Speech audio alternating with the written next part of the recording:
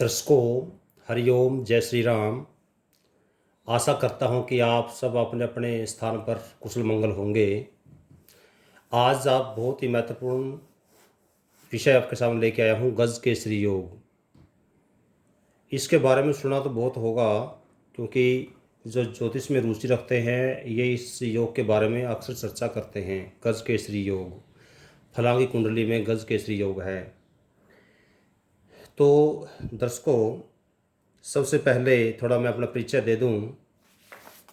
मैं पंडित महावीर भारद्वाज, मेरा phone number है 7027000138। मिलने का समय जो मैं रखता हूँ कुरुक्षेत्र हरियाणा में, शाम को 4 बजे से शाम के 7 बजे तक। जब तक कोरोना काल है, जब तक मैं पर्सनली नहीं मिलता, केवल फ़ोन पे ही, व्हाट्सएप के माध्यम से ही काम करता हूँ।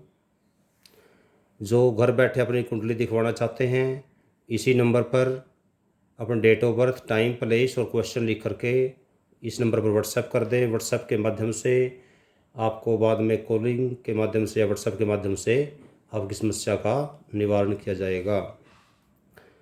तो दर्शकों, बढ़ते हैं अपने टॉपिक की तरफ।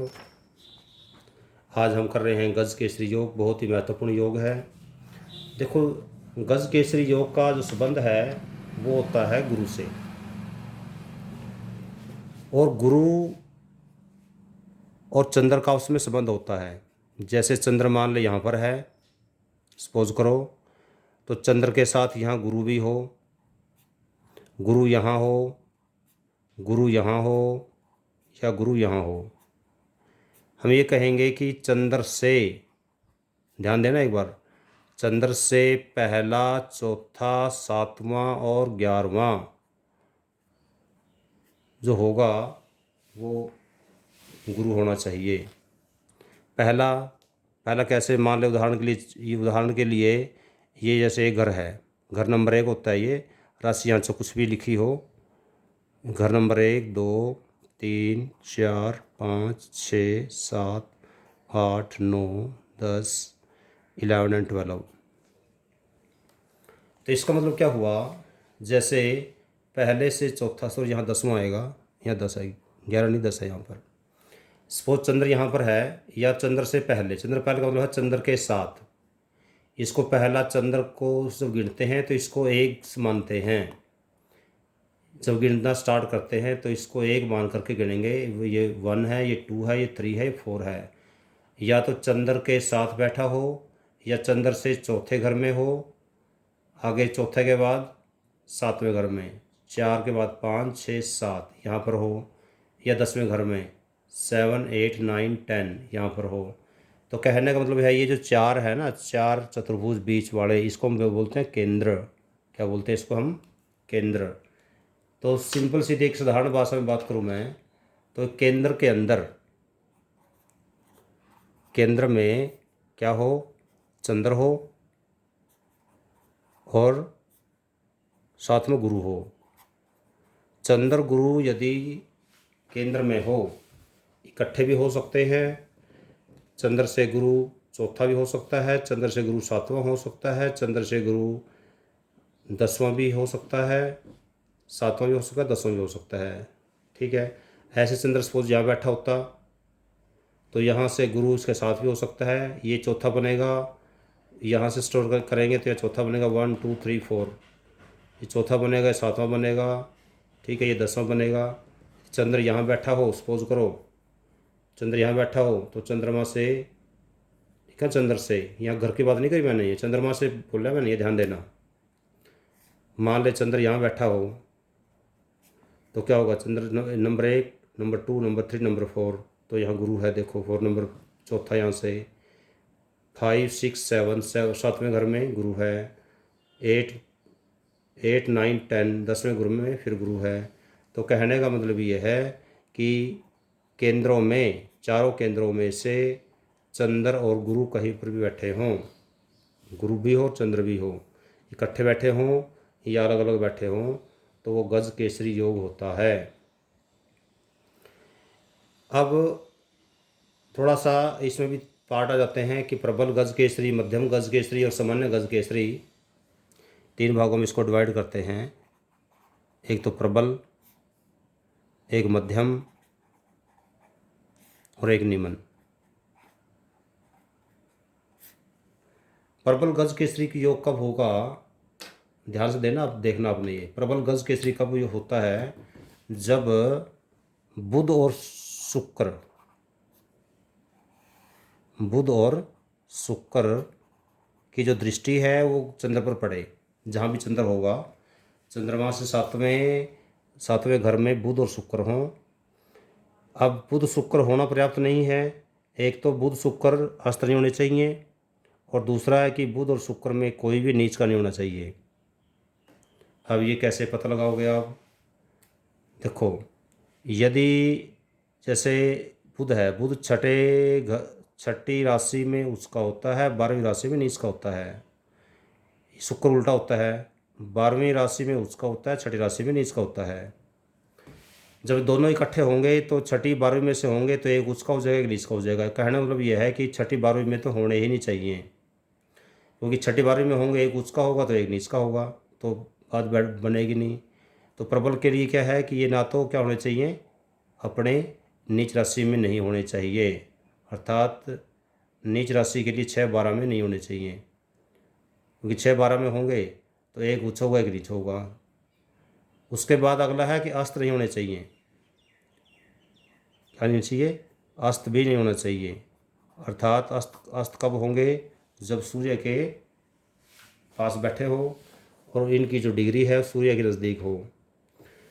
यदि इनकी डिग्री सूर्य से ज़्यादा है, 15 डिग्री से ज़्यादा है, फिर तो कोई दिक्कत नहीं है, या सूर्य से अलग बैठे हुए हैं तो भी कोई दिक्कत नहीं है, बस अस्त नहीं होने चाहिए। कहने का मतलब ये है, जब ये स्थिति हो, ना अस्त हो ना ही ये नीच में बैठे हों, और चंद्रमा पर पूर्ण दृष्टि हो। उदाहरण के लिए मान लो चंद्रमा यहाँ बैठा है तो बुध और शुक्र यहाँ होने चाहिए, यहाँ।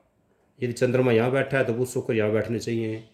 चंद्रमा यहाँ है तो बुध शुक्र ऊपर होने चाहिए, यहाँ है चंद्रमा तो बुध शुक्र यहाँ होने चाहिए। कहने का मतलब यह है कि यदि बुध और शुक्र की दृष्टि चंद्रमा पर पड़ रही है, चंद्रमा और गुरु दोनों केंद्र में हैं, तो इसका मतलब ये हुआ कि बुध और शुक्र भी केंद्र में आ जाएंगे और इसके चंद्रमा के बिल्कुल अपोजिट होंगे, तो उस दशा में प्रबल गज केसरी योग बनेगा।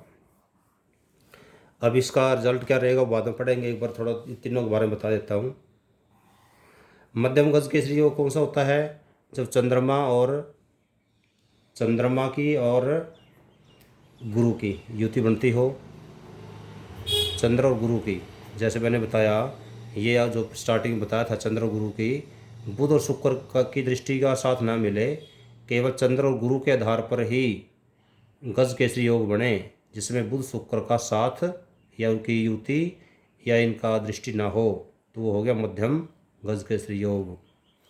निमन गज केसरी योग होता है जिस समय केवल गुरु केंद्र में हो, चंद्र का साथ ना मिले। क्या हो इसमें, केवल गुरु केंद्र में हो, केंद्र में यहाँ हो, यहाँ हो, यहाँ हो, यहाँ हो, तो फिर निमन गज केसरी योग होता है। तो इसका प्रभाव ज़्यादा अच्छा नहीं होता, मध्यम का भी कुछ ठीक प्रभाव होता है, प्रबल का तो बहुत अच्छा प्रभाव होता है। अब हम इसके बारे में कुछ बता देते हैं आपको। ये जो योग है वो बहुत महत्वपूर्ण योग होता है, और प्रबल योग में तो बहुत और ज़्यादा अच्छा हो जाता है, क्योंकि इसमें जो बुध और शुक्र है वो चंद्रमा को पूरी दृष्टि से देखते हैं, तो इसमें जो गज केसरी है प्रबल योग बन जाएगा। और जो प्रबल योग जो बनेगा, इस योग में जन्म लेने वाले जो व्यक्ति हैं वो बड़े तेजस्वी होंगे। क्या होंगे, तेजस्वी होंगे, मेधावी होंगे, गुणज्ञ होंगे, राज पक्ष में से बहुत ज़्यादा उन्नति करने वाले होंगे। कहने का मतलब यहाँ पर यह है कि उसको राज या दरबार में भी कोई ना कोई अच्छा पद मिलेगा, सरकारी पद अच्छा मिलने के पूरे पूरे चांस होते हैं।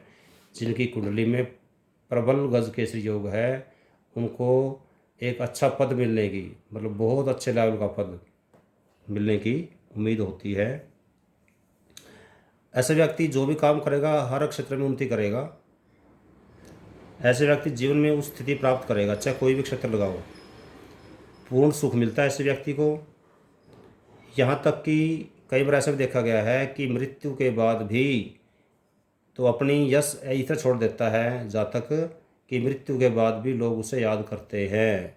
अपन देखा होगा, जैसे उदाहरण के लिए हमारे आदरणीय प्रधानमंत्री श्रीमती इंदिरा गांधी थी, आज वो हमारे बीच नहीं है, ठीक है।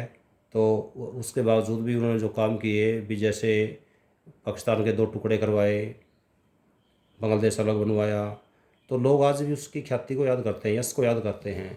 इस प्रकार से जो हमारे प्रधानमंत्री अटल बिहारी वाजपेयी हुए हैं, ये और भी बहुत शख्सियत ऐसी हुई हैं जिनको हम आज भी याद करते हैं कि यदि ये वो होते तो अलग बात होती। तो ऐसी स्थिति में जब जिनके प्रबल गज केसरी योग होता है तो उनको लोग मरने के बाद भी याद करते हैं। ऐसा जो व्यक्ति होता है वो मित्रों में, संबंधियों में, प्रशंसकों से हमेशा घिरा रहेगा। उसके साथ हमेशा लोग उसकी सराहना करेंगे। जनकुंडली में यह योग आसानी से पहचाना जा सकता है। ये तो पहचान लोगे आप, जल्दी से पहचाना जा सकता है ये। इस योग को पहचानने के लिए क्या करना पड़ेगा आपको? लगन कुंडली और चंद्र कुंडली दोनों का विचारना पड़ेगा। ये जो योग है आपकी लगन कुंडली में भी बन सकता है और चंद्र कुंडली में भी बन सकता है। दोनों का, चंद्र कुंडली और लगन कुंडली दोनों में यदि बनता है तो बहुत ज़्यादा अच्छा है, और यदि केवल लगन कुंडली बनता है या केवल चंद्र कुंडली बनता है तो भी आपके लिए शुभदायक रहेगा। वैसे ज़्यादातर ऐसा देखा गया है गज केसरी योग ज़्यादातर दोनों कुंडलियों में ही बनता है ज़्यादातर। क्यों? चंद्र मान ले यहाँ है, सपोज करो, तो चंद्र कुंडली भी यही बनेगी। चंद्र कुंडली, चंद्र यहाँ पर है तो ये वाला लगन बन जाएगा, ठीक है। यदि चंद्र यहाँ है तो ये वाला लगन बन जाएगा। तो कहने का मतलब ये है कि ज़्यादातर ये गज केसरी योग दोनों कुंडलियों में ही बनता है। इस योग में गुरु बलवान होकर चंद्र कुंडली और लगन कुंडली से केंद्र स्थानों में हो जाएगा और शुभ ग्रहों की इस पर दृष्टि भी होगी, तो योग और ज़्यादा प्रबल हो जाएगा। थोड़ा सा दोबारा एक बार और बता रहा हूँ। जैसे गुरु यहाँ बैठा है, इस गुरु के ऊपर शुक्र की भी दृष्टि हो। जैसे गुरु और चंद्र यहाँ बैठे हैं, यहाँ शुक्र और बुध यहाँ आ गए तो प्रबल हो गया। तो इसका मतलब है शुक्र की दृष्टि गुरु पे भी पड़ रही है, शुक्र की दृष्टि चंद्रमा पे भी पड़ रही है, तो ये बहुत ही शुभ योग होगा। शुभ ग्रह का की दृष्टि उसके जो प्रभाव है और ज़्यादा प्रभावित करेगी, अच्छा रिजल्ट देगी। ऐसा व्यक्ति बहुत प्रसिद्ध होगा, अधिकार संपन्न नगर मंडल और राष्ट्र का निर्माण करने वाला होता है। ऐसे व्यक्ति का राष्ट्र निर्माण में कोई न कोई योगदान अवश्य होता है। बहुत से विद्वान केवल चंद्र से ही 1, 4, 7, 10 स्थान पर मानते हैं। जैसे चंद्र से ही, चंद्र से पहले पे हो, चौथे पे हो, 7वें पे हो, 10वें पे हो। और कुछ कहते हैं यदि चंद्र ना भी हो तो भी चल जाता है। तो कहने का मतलब ये है कि 3 प्रकार के योग बनेंगे। यदि चंद्रमा साथ नहीं है तो निम्न योग हो जाएगा, चंद्रमा साथ है तो मध्यम योग हो जाएगा, और चंद्रमा साथ है और चंद्रमा पर बुध और गुरु की दृष्टि है, और यदि चंद्र और गुरु दोनों की युति हो और बुध और शुक्र की इन पर दृष्टि भी हो तो वह अति उत्तम होगा, क्योंकि उसमें चंद्रमा के साथ साथ गुरु पर भी इनकी दृष्टि गुरुदेव की पड़ जाएगी। तो ऐसा जो जातक है बहुत ज़्यादा यशस्वी होता है। लोग मरने के बाद भी इस ऐसे जातक को याद करते हैं। जिस भी काम में हाथ डालेगा वो काम हमेशा पूर्ण होगा, बिना किसी विघ्न बाधा के पूर्ण होगा। तो इस प्रकार से गज केसरी योग का बहुत ज़्यादा महत्व है। तो दर्शकों, तो गज केसरी योग के बारे में आज डिस्कस किया। तो अपने कमेंट में जिसको समझने में कोई दिक्कत रही हो कमेंट में लिख सकता है, और मेरा तो प्रयास ही रहता है कि बिल्कुल साधारण भाषा में समझाया जाए, कि ताकि जो नौसिखिया है, बिल्कुल जिसने ज्योतिष सीखनी अभी शुरू की है या ज्योतिष में पहली बार वीडियो देख रहा है, उसको भी समझ में आ जाए। तो दर्शकों, आज गज केसरी योग में इतना ही। जय हिंद, जय भारत।